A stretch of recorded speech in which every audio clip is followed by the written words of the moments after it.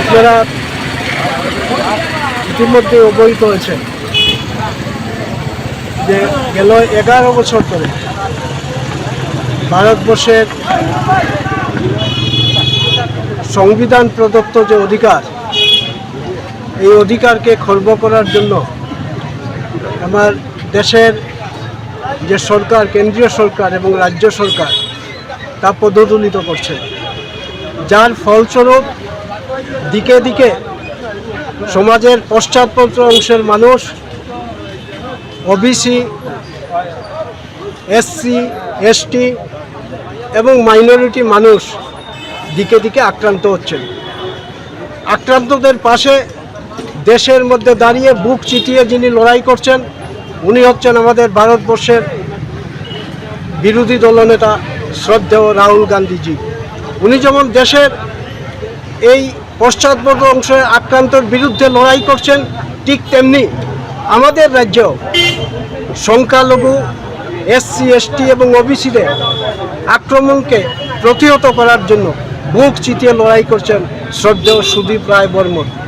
এবং আপনারা লক্ষ্য করেছেন যে গেল বেশ কিছুদিন ধরে ভারতবর্ষের বিশেষ করে আদিবাসী মানুষরা সেখানে আক্রান্ত হয়েছে। মধ্যপ্রদেশের এক আদিবাসী উপর নেক্ষার্যজনকভাবে লাঞ্ছনা করা হয়, তার উপর প্রস্রাব করে দেওয়া হয়। তাকে প্রতিহত করার জন্য ভারতবর্ষের জাতীয় কংগ্রেস যেমন লড়াই করছেন, আমাদের রাজ্যের এই অংশের মানুষের অধিকার প্রতিষ্ঠিত করার জন্য লড়াই করছেন শ্রদ্ধেয় সুদীপ রায় বর্মন। এবং এই আক্রমণ যখন সংগঠিত হচ্ছে, বুক চিতিয়ে যেমন লড়াই করছেন অত্যন্ত নেক্ষারজনকভাবে, গতকালকে ত্রিপুরা রাজ্যের ওনার আবাসনে, বিশেষ করে এমএলএদের যে আবাসন, সরকারি আবাসন, এই আবাসন সেখানে আক্রান্ত হয়েছে। এবং লক্ষণীয় বিষয় হচ্ছে, ওনার বাসভবন আবাসন যখন আক্রমণ হয়, আমাদের রাজ্যের মাননীয় মুখ্যমন্ত্রী সেইখানে সংবিধানের পাঠ শোনাচ্ছেন, বলছেন জিরো টলারেন্স ভায়োলেন্স বরদাস্ত করা হবে না। অথচ সেই সময় আমাদের রাজ্যের মাননীয় বিধায়ক সুদীপ রায় বর্মনের সরকারি আবাসন, সেইখানে আদিবাসী নামধারী কিছু লোক সেখানে আক্রমণ করে।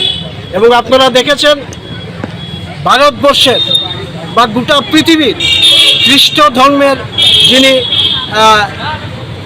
গুরুদেব যীশু খ্রিস্টকে যারা হত্যা করেছিল, যীশু খ্রিস্ট সেদিন বলছিলেন যারা আমাকে হত্যা করেছে এরা নিরাপরাধ, যারা তাকে পাঠিয়েছে এরা হচ্ছে অপরাধ। ঠিক তেমনিভাবে আমাদের রাজ্যের মাননীয় সুদীপ রায় বর্মন আক্রমণ হওয়ার পরেও সাংবাদিক সম্মেলনে বলছেন যে যারা এসছে এরা অপরাধী নয়, যারা পাঠিয়েছে এরা হচ্ছে অপরাধী। এবং মূল শত্রু হচ্ছে ভারতবর্ষের শাসন ক্ষমতায় যারা বসে আছেন, ত্রিপুরা রাজ্যের শাসন ক্ষমতায় যারা বসে আছেন, গণতন্ত্রকে পদদলিত করছেন। এই ভুলন্ত্রিত গণতন্ত্র পুনরুদ্ধারের জন্য ভারতের জাতীয় কংগ্রেস জাতীয় স্তরে লড়াই করছে। আমরাও ত্রিপুরা রাজ্যের এই যে গতকালকে সহ গোটা রাজ্যের মধ্যে সংখ্যালঘু মানুষ, ওবিসি, এসটি সম্প্রদায়ের মানুষের উপর যে আক্রমণ হচ্ছে, সুদীপ বর্মনের আবাসনে যে আক্রমণ হয়েছে, তাকে প্রতিবাদ জানিয়ে আমরা ধর্মনগর জেলা কংগ্রেসের উদ্যোগে আজকে আমরা সেখানে প্রতিবাদ মিছিল আমরা সংগঠিত করছি। নমস্কার। বাগবাড়ি লেম্বুছড়া স্থিত Rajarshi college of education and skill Tripura সরকারের অনুমোদিত এবং ত্রিপুরা বিশ্ববিদ্যালয় দ্বারা এফিলিয়েটেড একটি ইংলিশ মিডিয়াম কলেজ, যেখানে ছাত্রছাত্রীদের যাতায়াতের জন্য রয়েছে বাসের সুবিধা। সবুজ প্রকৃতির মাঝে উন্নত এবং গুণগত মানের শিক্ষা ব্যবস্থার সুযোগ সুবিধা রয়েছে এই কলেজে।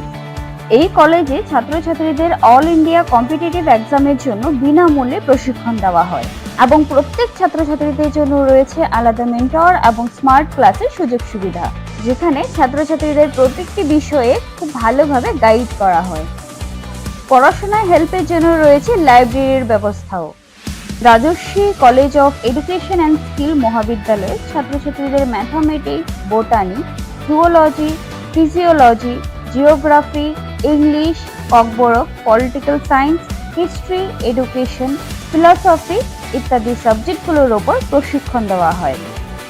সবুজ প্রকৃতির মাঝে উন্নত এবং গুণগত মানের শিক্ষা ব্যবস্থার সুযোগ সুবিধা নেওয়ার জন্য আর দেরি না করে আজই চলে আসুন Rajarshi college of education and skill.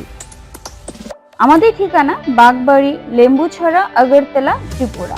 Phone number 9873673875।